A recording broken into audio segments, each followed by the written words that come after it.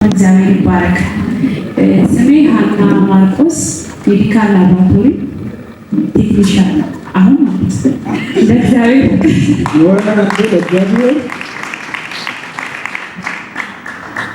እሺ፣ አሁን የመጀመሪያውን ዙር ጥያቄ ጨርሰናል። ወደ ሁለተኛው ዙር እንገባለን ማለት ነው።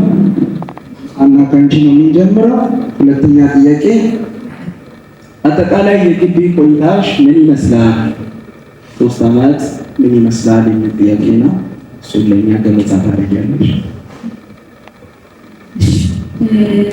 ያው 3 ዓመት ቆይታ እንደዚህ በንግግር አሁን በዚህ 9 ደቂቃ የሚያልቅ አይደለም።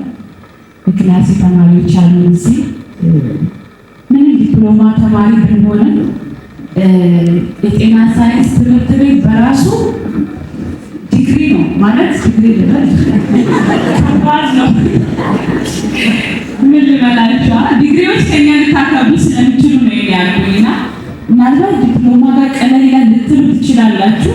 በቃ ክላስ ኤግዛም አለ፣ እንጨነቃለን፣ ትምህርት ቤት በር የሚዘጋው ነገር አለ፣ እንሮጣለን፣ ከሳምንት ሳምንት ቶሎ ይደርሳል። ያው በጣም ከባድ ነበር ለመናገር። እግዚአብሔር በስብርባሪ ቢሆን አሻግሮናል።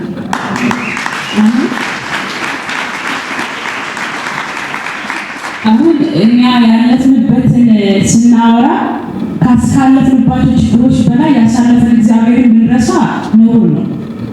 እኔ የማውቀው እግዚአብሔር ይዞ የኔ ቴሌግራም ባይን አይታችሁ ከሆነ በእግዚአብሔር ታሪክ አይበላሽ ታውቃላችሁ። እግዚአብሔር ጋር ሆኖ የሚበላሽ የሆነ የሚያረጅ የሚሻገር እንጀራ የለም።